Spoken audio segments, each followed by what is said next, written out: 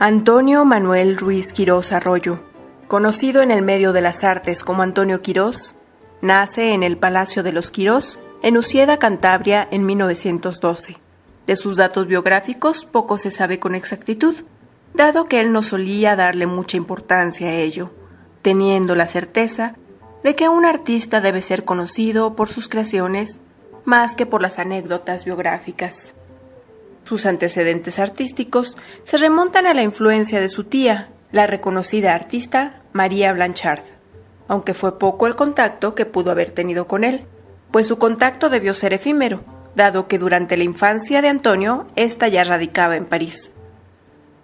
Su primer maestro fue Fernando García Camoyano, de quien aprendería lo esencial en cuanto a técnica y composición. Ambos establecerían una muy estrecha amistad que duraría de por vida. El trabajo realizado de la mano de su maestro vería la luz pública en 1931, año en que Antonio presentó su primera exposición. Es justamente la década de los 30 la más cambiante del artista. La obra que creó durante esta época suele estar dividida en dos periodos. Uno relacionado con el cubismo bajo la influencia de Blanchard, y que practicó entre 1932 y 1934, y otro que presenta un cambio estéticamente significativo hacia el ambiente poético y los temas surrealistas, periodo este último que mostró tras entablar amistad con Federico García Lorca, y que abarcaría sus piezas creadas entre 1935 y 1937. En esta etapa, lo que sobresalen son las figuras con colores sólidos, los grandes espacios vacíos y las imágenes fantasmales. Para Antonio, la guerra civil supone una prueba y un drama del que no gustaba hablar. Aunque es poco lo que se conserva de su obra en esta época, existen algunos dibujos suyos con hombres armados, rostros recios, trágicos, en medio de la invernal batalla. En ellos comienzan a aparecer ciertos esquematismos que con el tiempo se convertirían en una de las características estéticas notables de su obra. El exilio le lleva a París, como a tantos artistas republicanos, siendo luego herido en el cerco de Berlín, donde permanece postrado un largo espacio de tiempo, víctima de las heridas de guerra recibidas. Al restablecerse la calma, retomó el estudio plástico en París, en la Academia de Julian y la Grande Chaumière.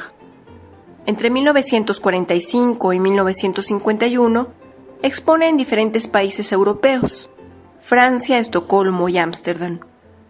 En esta época sus obras se inclinan hacia la abstracción y comienza a exponer continuamente por casi toda Europa. Hacia finales de los 40 se establece de nuevo en su natal Santander y su obra se torna a la figuración, iniciando con ello una consolidación del estilo que durante más tiempo ejercerá. El artista murió en 1984 en una clínica de Londres. Su cuerpo fue trasladado a Santander y enterrado en el Panteón de los Hombres Ilustres en el cementerio de Ciriego.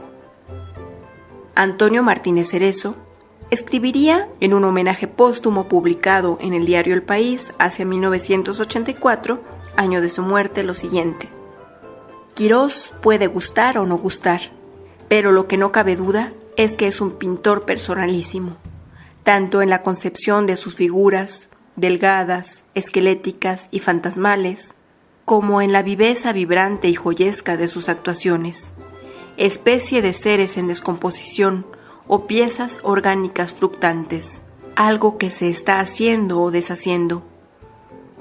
Y si original en extremo era su mundo de formas, no menos puede decirse de la originalidad técnica de sus pinturas.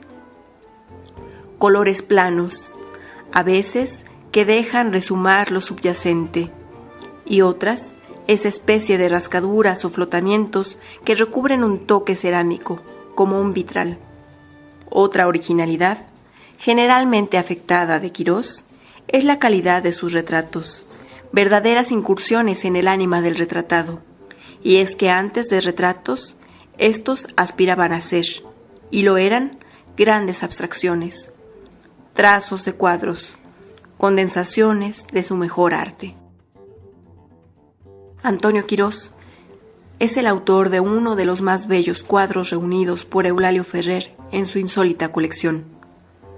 El cuadro Mi Don Quijote, que forma parte de la colección del Museo Iconográfico del Quijote, representa a un personaje escuálido, sentado frente a una mesa, con un libro al alcance de su mano. El lienzo se encuentra habitado por un misterioso Quijote, concebido a manera de marioneta de miembros inertes que se postran sobre el libro abierto. Quizá sobre una novela caballeresca, quizá sobre la propia obra cervantina. La obra se encuentra realizada mediante pinceladas de gamas cromáticas frías y austeras, entonando en azules verdosos hasta verdes azulinos y rosas violáceos. Con los ojos semicerrados, el Quijote de Quirós mira hacia el interior del propio personaje. El artista crea un mundo inquietante y personal, poblado por un inexpresivo Quijote, personaje de ficción dotado de alma humana y desnudo de sentimientos, dispuesto en un espacio intemporal, despojado de toda anécdota. La tela de lino, puesta en el caballete del pintor para servir de fondo al retratado, así como la bella armonía y sabrosas texturas del cuadro, subrayan el carácter espiritual del caballero, que tantas veces dio prueba de humanismo. Al respecto de esta obra del artista, Pío Murieta dijo: Quirós es un mental científico de sí mismo, es decir, de su pintura. Quirós en su laboratorio plástico busca como Van Gogh y encuentra como Picasso el color, único en sus creaciones, la forma retorcida y decrépita que todo humano lleva dentro. Quirós es un poeta del color y un Satanás radiólogo del esqueleto del hombre. Quirós es, sin dudarlo, uno de los 4 pintores más originales que ha dado el mundo en lo que va del siglo. En Quirós se observa el magistral oficio del pintor, y esta obra que se reproduce es solo una muestra de su genio creativo.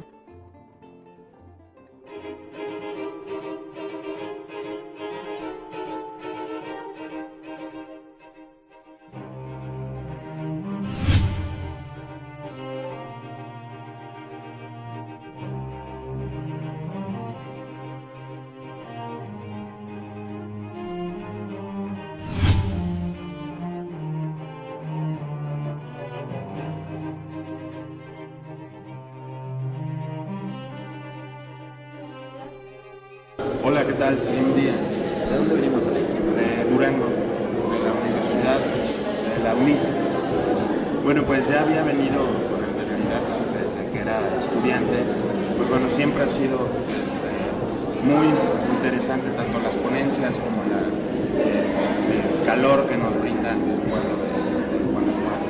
Siempre es como muy ameno estar por acá y más en estos eventos de clase. Sí, claro, sí es algo que vale la pena y sobre todo recomendar, que te digo, pues bueno, ya he venido con serán 8 más o menos.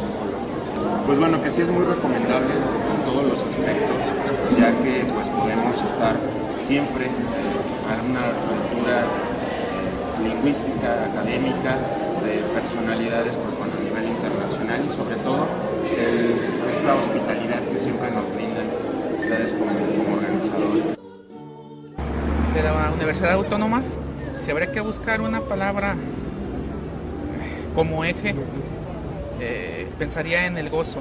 Prácticamente desde el lunes que estamos aquí, mis compañeros y yo hemos sentido un placer bastante grande, porque pues como todo el mundo sabe, Cervantes es la piedra angular de nuestra literatura. Nosotros, las personas de Durango, tenemos 18 años viniendo, es una larga trayectoria, entonces hemos visto mucho de lo que ha incluido. Pues cada año hay más, es decir, hay más universidades, hay más grupos. Yo creo que está bien, yo creo que lo decía un maestro Florencio Sevilla, que esto no se ve en Madrid, por ejemplo. Bueno, pues eso ya es un buen referente para México y para Guanajuato en especial. Denise Delgado, de la Universidad Autónoma de Chihuahua. Pues muy interesante, la verdad. Parece que los ponentes han estado muy interesantes. Ponencias, sería la redundante.